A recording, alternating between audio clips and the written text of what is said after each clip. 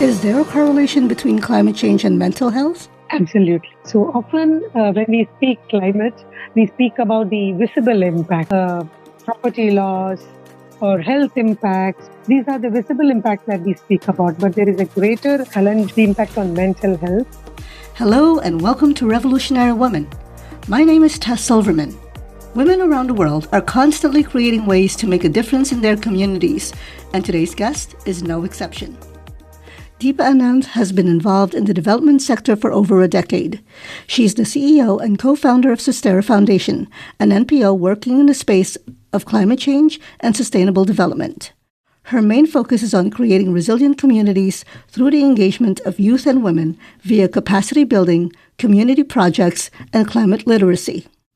Being a parent, teacher, traveler, and planet lover has shown her the importance of being empathetic, resourceful, dynamic, and collaborative to create networks for impactful work. Hi, Deepa. Welcome to Revolutionary Women. How are you this evening? Hey, Tess. Thank you for having me on your podcast. It's amazing here, though summer is setting in soon, but still it's a wonderful evening here too. Oh, wow. Summer already? Oh, my goodness. Or at least it's starting to. Okay. So you grew up in Trivandrum, Kerala. What was it like for you growing up in, am I saying it correctly, Trivandrum? Yes, Trivandrum or Thiruvananthapuram.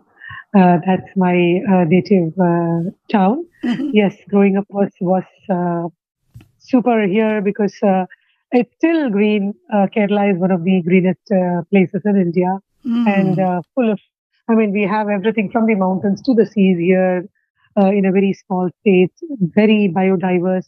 And I grew up by a river with a lot of friends, It was totally a happy place growing up. Oh, cool. Yeah. So I read that you've always loved animals and plants. Where did that love come from? Yes, so my mother was and is a plant lover. So, and inherently, somehow I was an animal and plant lover.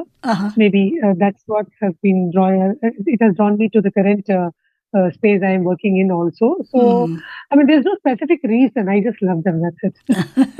Okay. So I read that your interest in teaching began when you taught juniors in high school. What was it about teaching that interested you? So I've always been a people's person. I like conversations.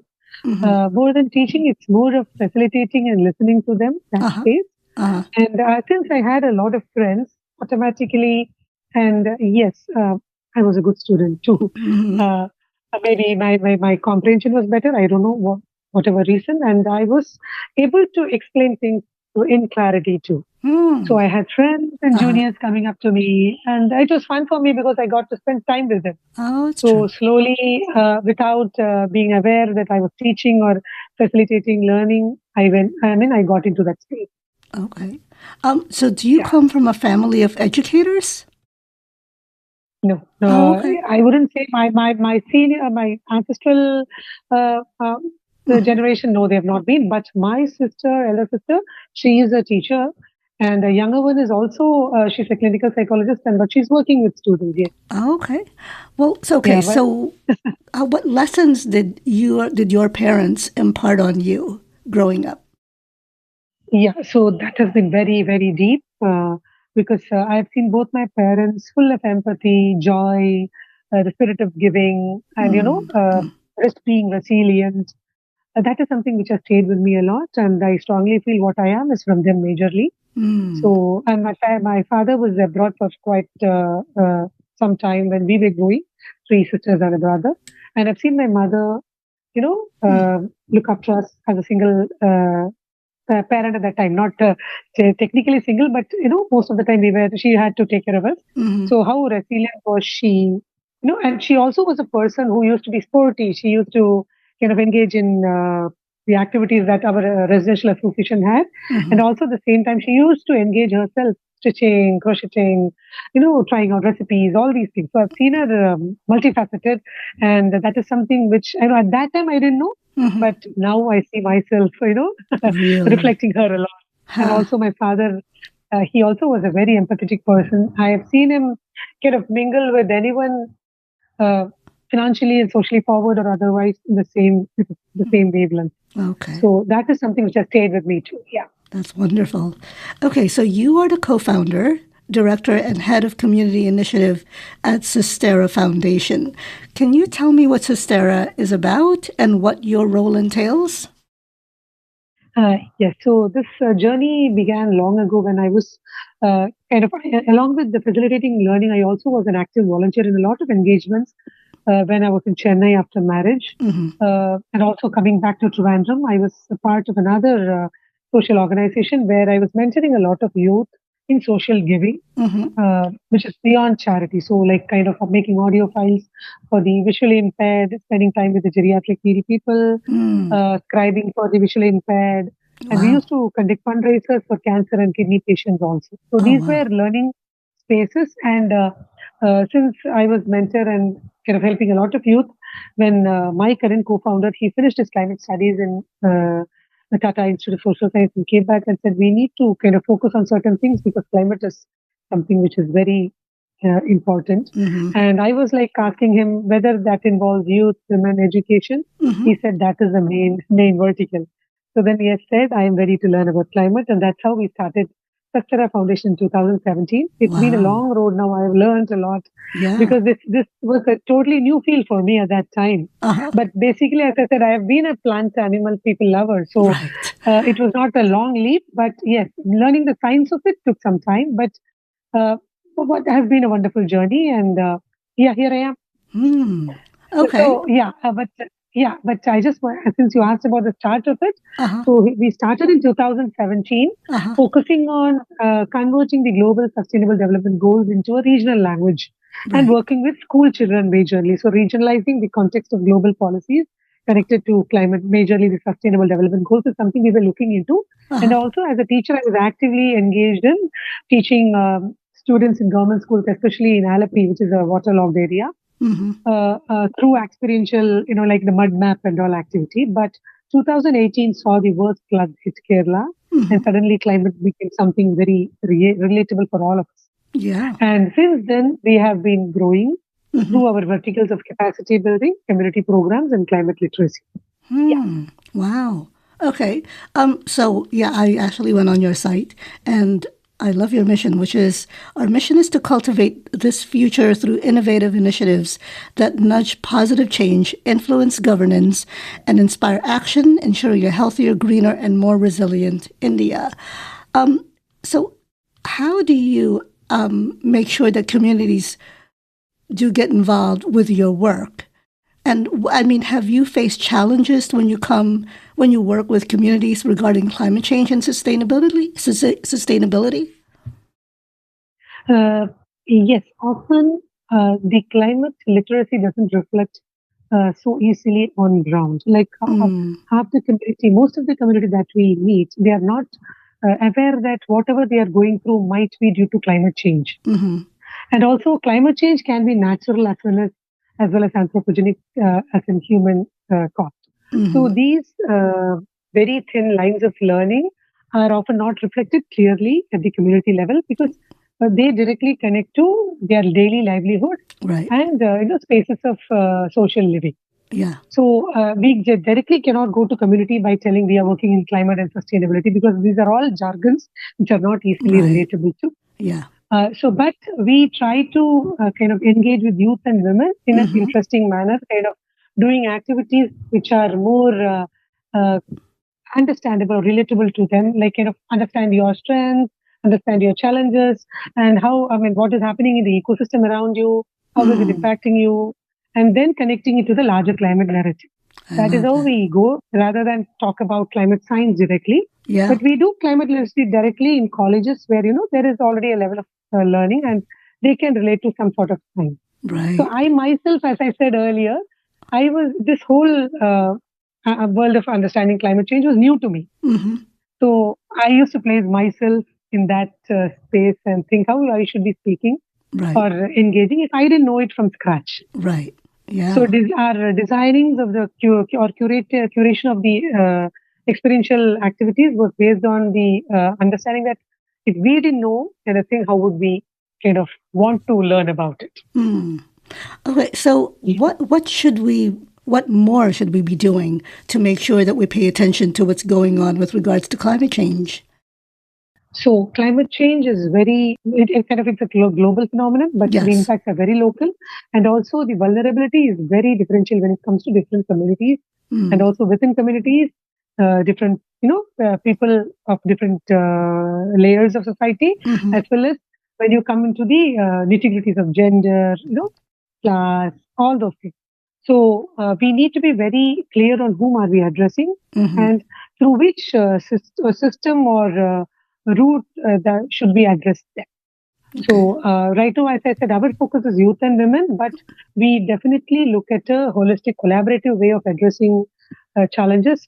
So we strongly believe in participatory. So we make sure that we work with the governance, with the private stakeholders, with the community, or with the immediate community, the larger community. Right. And in all these, our focus would be youth and women. Okay. And also, I we love strongly believe, we strongly believe that putting on our inclusivity lens, the intergenerational lens, is something we should actively focus on.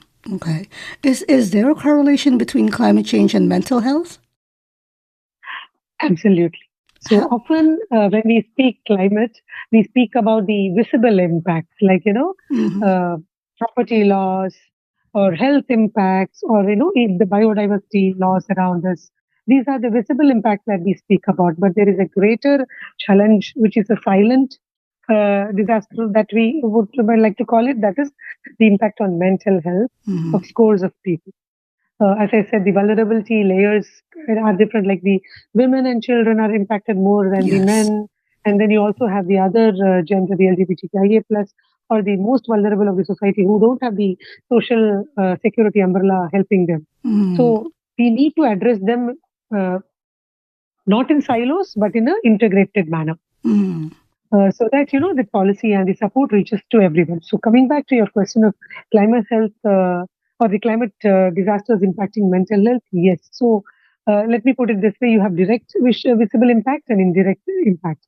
So when I say direct, when some disaster sets in, like flooding or forest fires, landslides, we can immediately see how it impacts the the victims, and the system kicks in with rescue rehab measures, and we have whole lot of people pouring their resources into support.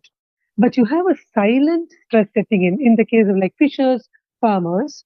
Over the course of time, when the heat increases, the seasonal patterns of rain changes, their livelihood is impacted gradually. Right.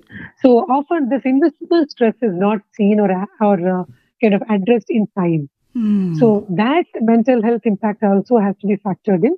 People are recognizing this more now when systemic measures are participatory measures are kicking in, but it's a long road still. Yeah. So we under our addresses, capacity building or community programs, mental health stands out as one clear vertical because better resilience falls on the foundation of strong mental health.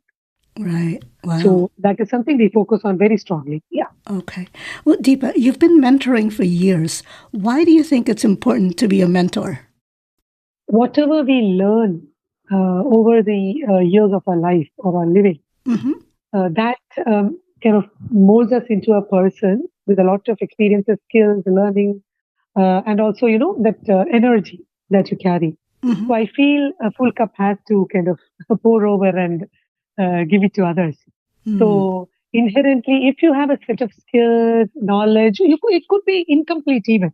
Like you need not be a perfect mentor, but if somebody has that energy level, the facilitative spirit in them, it is very important because there is a large, set of a population and brothers and sisters out there who would benefit from it. So if you are in a position of being able to use your skills, it need not be often, it need not be a profession.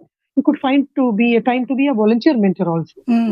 So there is a huge need for mentors. That is one area. But the second one is, I wouldn't call it, the feeling good factor or the joy of giving. But beyond that, one clear thing I have understood as a mentor is that the more I mentor, the more I learn, the more I grow as a person, the more nuanced and better human being I be.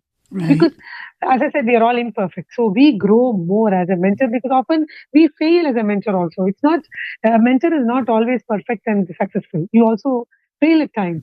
So accepting that and growing more is something no other space can give you, because any other profession of which is kind of financially productive or paid back profession will not give this space, because here since you're putting yourself out there, you are also vulnerable. So, So, but then how you mentor is also important. You should be open to learning. You should be open to being vulnerable, listening. mm, Sometimes it backfires, so then you put out yourself out there, and you also learn. Yeah. so have you had mentees come back to you saying thank you that they've learned so much from what you've taught them, and they've now put out to the world that they can mentor themselves? Yes, that is one of the happiness, questions that drive me. Um, I have so many youngsters who have now families. They have Oh, gone out there really? and, from secure jobs, they have tried innovative enterprises, and they are in the early phases. So when they call back and telling, I am now in the sustainable space, I am mentoring others, I am trying out some technology for the better of society. This is something which, Uh-huh. makes my heart and soul warm. Uh, So I get a lot of calls. I have, them coming seeing me with their children. mhm. And I have youngsters calling me randomly, telling, I am in the city. When you come here, please call me. So Oh, this is something, I get to carry that's all the wonderful. time, and I'm happy about it. Yeah. Yeah, that's wonderful. And it's funny because you didn't really set out to be a teacher, but you did because you really wanted to keep learning. And, you learn, like you said, you learned from your mentees as well. Yes. And I think that's wonderful because you never stop learning, and hopefully you never stop learning because, Yeah. there's always something else out there that's new or something that you would want to learn about and learn from. So that's really cool. Yes, yes, because right now, my kind of young cohort or my young team, they are teaching me AI, how to Oh, use how cool. technology to make my life better. Yeah. I've never been a screen person, but now I'm kind of, learning the ropes. Mm-hmm, So I have mm-hmm. always been a diary person, write it down, journal. But now I'm kind of to make my time more manageable and more efficient. I'm learning this from them. Yeah, So yes, that's it's quite an enjoyable. that's Yeah. wonderful. That's wonderful. So, who would you credit for where you are now? So a whole lot of people. So first, I would pat myself because I definitely took a giant leap of faith, thinking I should do something Mm-hmm. after a low phase in life. So yes, accepting myself and acknowledging my role in making myself happy is something I should always celebrate. Mm-hmm. So, but secondly, all the allies who have walked with me in this travel journey called life, my Mm-hmm. family, my inner trust circle friends, also my co-founder, my team, and I said all the youngsters who I've been working with till now and still work with, all of them have had a role to play in my, kind of Mm-hmm. curating or molding my life journey. Mm-hmm. So I wouldn't take one name, but I would say everyone I've met, everyone I have worked with, or even kind of conversed with randomly have put some seed of kind of change in me. Mm-hmm. But yes, first and foremost would be family and my team. Yes. Okay. Okay. So, what's next for Deepa? I last for a few years I've taken up traveling at least once or twice a year, Mm. going to the mountains or going to random stay places. I want to keep doing that, focus on my health, and yes, maybe find time to create a strong second line leadership who can take up the mantle soon, so Mm-hmm. that I can sit back and mentor and find more people to converse with.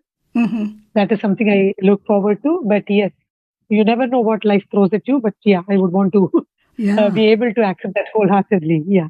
And continue to mentor, you said, right? Continue to Yes, mentor. yes, yes, That's great. yes. Okay. So, what are your goals for Sustera? Um, do something consistently, Mm-hmm. transformatively. It could be taking up a small community and working with them for a longer time, Mm-hmm. but ensure that we have stuck there enough to show huge transformation, which can be a scalable, replicable program.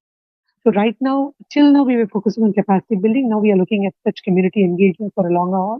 So I want to kind of put my energy and all my, skill sets there, and also work with my team in engaging force in this line.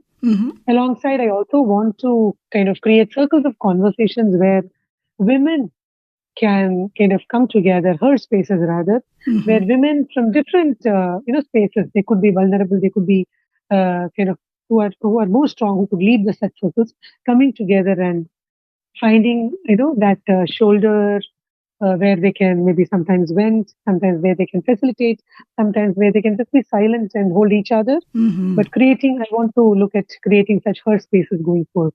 Yeah. Wow, I love that. So, if anyone wanted to know more about you and Sustera Foundation, how would they go about it?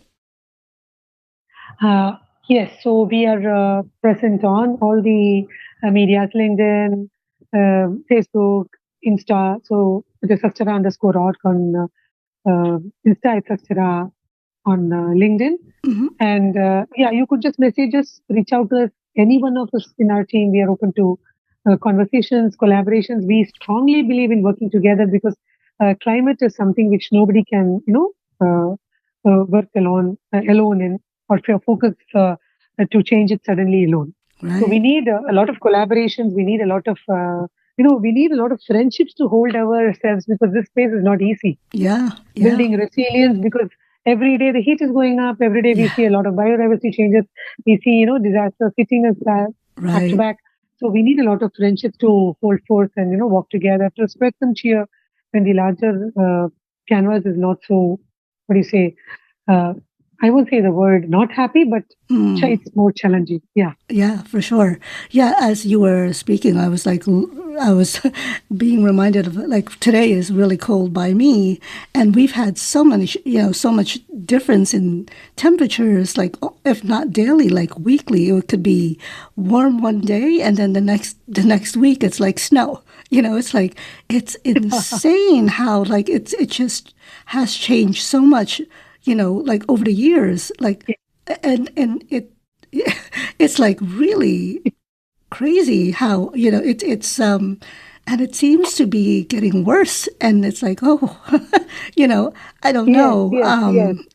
Now actually, it's visible more, because even when I go to schools, lower primary, the younger ones, they are also now able to say, they won't maybe directly say climate or global warming, but they're saying heat is increasing. I'm not able to play out more as I did last year. They're telling my pet is falling sick more. Wow. So they're able to, we get data, at each age level. Women telling, of their challenges, how, mostly the street vendors, when I converse with them, they are like, we don't drink water because we don't have the public toilet facilities. But the heat is impacting us bad. So we are not able to vend as many days as earlier. So all that, the data that we get in the course of our work is connecting directly to the visible and invisible climatic changes. Right. Yeah. I mean, infrastructures infrastructures are definitely, affected by climate change, and we don't realize it until it's like, oh, wait. And it's like, what do you mean?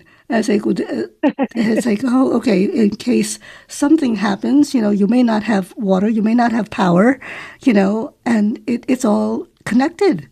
So. Yes, so because when we talk climate, we speak about mitigation, we speak about adaptation. So mitigation is something where, reducing the carbon emissions. It is more of technology, infrastructure intrinsic, more governance dependent. Right. But also mitigation is one thing where, even if we are mitigating by planting more trees or mangroves or more greening the landscapes, if someone else is emitting elsewhere, it doesn't balance at all. So we strongly believe that helping the community at local, hyperlocal levels to build their resilience is more important right now, because the solutions have to be hyper-regional, hyper-local. And that is where working with communities to make them more resilient is very important nowadays. Yeah. Yeah, makes sense. Thank you. Okay, so is there anything you would like to say to my listeners? Yes, I would. I'm sure everyone who's listening has their own passion, has their own, goals or dreams. Uh, but I'm sure most of us are also now very empathetic beings, and I'm sure everyone who's listening has their own way of giving back to the planet or the society they are part of. Mm-hmm. So I would again encourage you to go a mile or a step more, engage yourself more, put yourself out there more, be vulnerable, so that you can volunteer or mentor and find some more time. If you're doing maybe an hour a week, make it maybe 2 hours a week, but put yourself out there more, give out more, so that somebody, you never know who will need that at some point of time. Even we need help at some point of time. Right. So maybe giving a little more, making yourself available a bit more. That is what I would like to say. And, never be afraid of being vulnerable, because I think vulnerability helps us grow. Yeah. So, and, never kind of shy away from sharing your skills. You might feel shy. You might feel, am I good enough to do that? But that is, putting out to yourself there is what will make you learn and find your core strength. That's how I evolved. Even now, I have days when I am kind of scared. Like, I have, technically, I don't have degrees the other scientists have. So who am I to speak about climate change? But then I understand that I need not be an expert. I can always speak from a level of where I'm a concerned parent. Right. I'm a concerned being. And then I can, do that accordingly. Yeah. So you can work, you can volunteer from whichever level you are at. Right. We need not be perfect practitioners. We need not be perfect mentors. It's more important that we be there for somebody or, others. Yeah.